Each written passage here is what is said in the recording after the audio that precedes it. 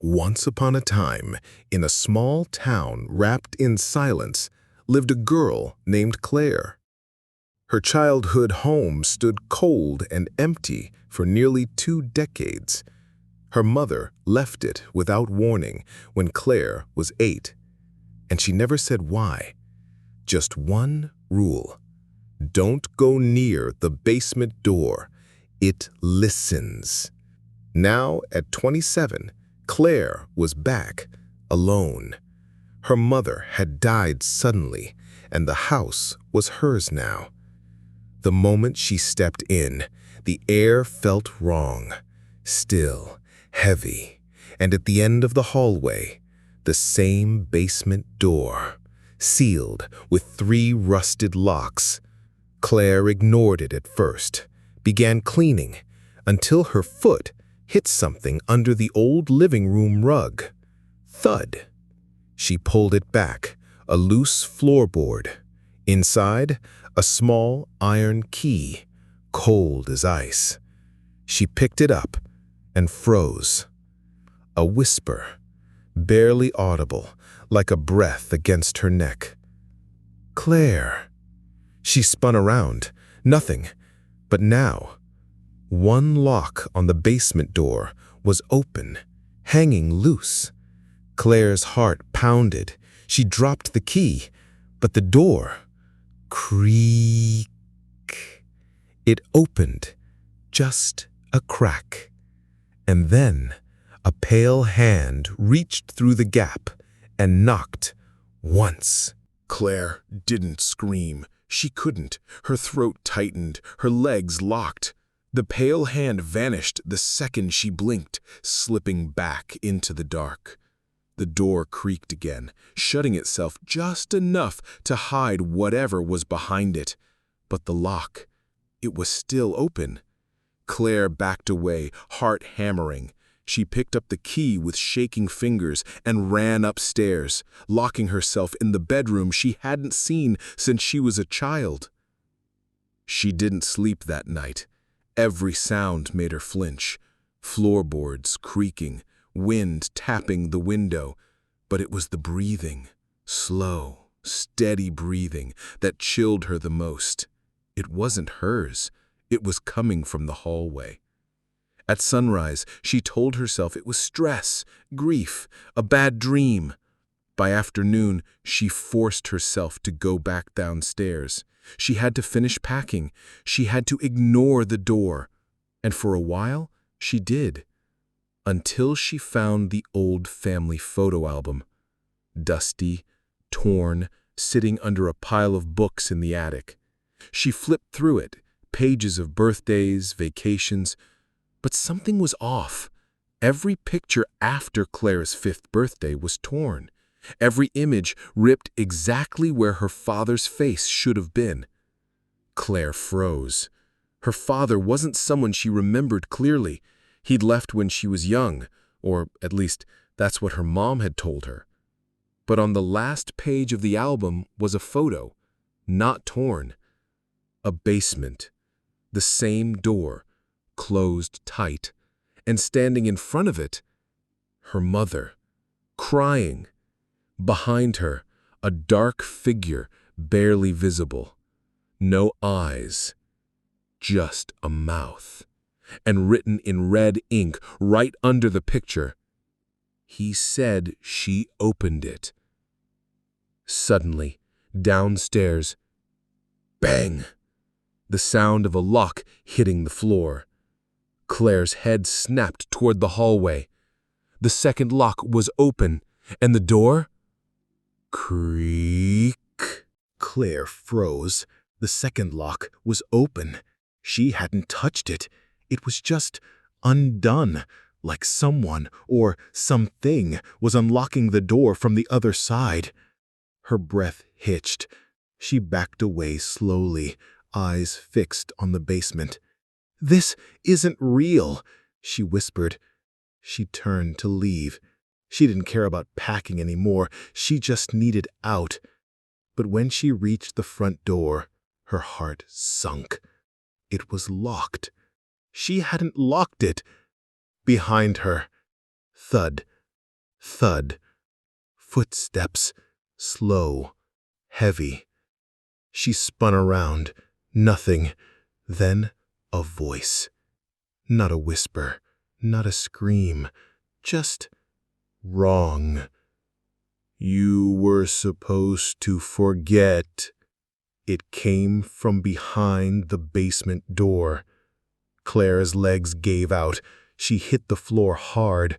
Her eyes darted to the hallway. All 3 locks were now open. The basement door creaked and slowly opened. From the dark, something stepped forward, human-shaped, but wrong. And just before the light flickered, she saw his face. Her father.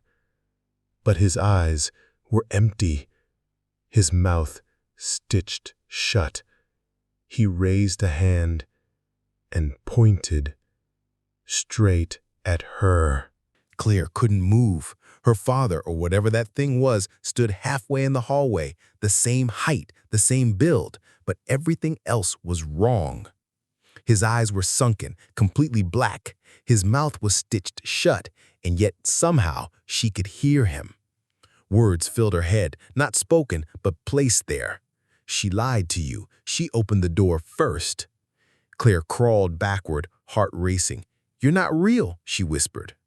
The figure stepped closer. His skin was pale, thin, like it barely held together, and he dragged one foot like it didn't belong to him. Claire scrambled into the kitchen, grabbed the nearest thing she could, a rusted kitchen knife. She turned back, and he was gone. Gone. The hallway, empty. The basement door, closed. The locks, back on, as if it had never opened at all. Claire ran to the photo album. She had to see the picture again, the one with the basement door and her mom crying. But the last page, blank. The photo was gone. In its place, written in red ink, "Now you remember too." And then a noise. Upstairs. Thud. Followed by a giggle. A child's giggle. But Claire didn't have a child. She lived alone. Slowly, she turned toward the staircase. At the top, a shadow, small, still, watching. Then it whispered in her own voice, "Daddy's home." Claire stood at the bottom of the stairs, frozen. That giggle wasn't in her head. She heard it, clear as day. A child's voice. Her own voice, whispering, "Daddy's home." At the top of the stairs, a shadow shifted. Small, still, watching. Claire gripped the kitchen knife tighter, her breath shallow. "Who's there?" she called. No reply. Just a soft thump, like tiny feet stepping back into the dark. She climbed the stairs slowly. Each step creaked louder than the last. Her old bedroom door stood open. Inside, everything was untouched. The same pale pink walls, the same cracked mirror above her desk, her childhood stuffed bear still on the shelf. Then she saw it, written on the mirror in red lipstick. "I never left." Claire backed away, but the closet door creaked open behind her. Inside, a girl, 8 years old, same eyes, same scar above the right eyebrow, same face. It was her, little Claire. She smiled without blinking and whispered, "Mom let him out. Now you have to stay." Suddenly, slam! The bedroom door shut behind her. Locked. Claire turned back to the closet, empty. The girl was gone. And in the mirror, Claire still stood there, but the reflection didn't match. It smiled. The reflection was still smiling. Claire wasn't. She stepped back, heart hammering, but her reflection stayed still, then tilted its head the wrong way. A slow, unnatural crack echoed in her ears, like glass bending, not breaking. Suddenly, the mirror fogged up from the inside. And then, a handprint, small, child-sized. Claire tried the door, still locked. She looked back. The mirror was clearing, and now the other Claire was mouthing something behind the glass. "Don't turn around." Claire froze. Her breathing grew loud, too loud, because behind her, something was breathing too. Slow, heavy, wet. She turned anyway. Nothing. But the air was colder now. The closet door was shut again. And then, crash! The mirror shattered from the inside. A jagged shard landed at her feet. When she looked back up, there was a hole in the wall. A passage, narrow, carved behind the mirror, lit by a single flickering red light. Inside, a staircase leading down. Not to the basement. Below the basement. Something was carved into the wall beside the entrance. She opened it for him. Now you have to close it. Claire grabbed the shard of glass, her only weapon now, and stepped into the dark passage. From behind her, a whisper, in two voices at once. "Welcome back." Claire stepped into the hidden staircase behind the mirror. Each step down was colder than the last. Her breath turned white in the red, flickering light. The walls were carved with handprints, some large, some small, childlike. Some were claw marks. At the bottom, she found it. A door. Not wood, not metal. Flesh. Pale, veiny, and pulsing, like it was breathing. And stitched into the center of it, her mother's necklace, the one she was buried with. Claire reached out with the shard of glass. The moment she touched the door, it trembled. Then something behind her whispered, "He's not behind the door. He is the door." She turned. Her reflection was back. But this time, it wasn't mimicking her. It was smiling. The other Claire stepped forward and pressed her hand against the door.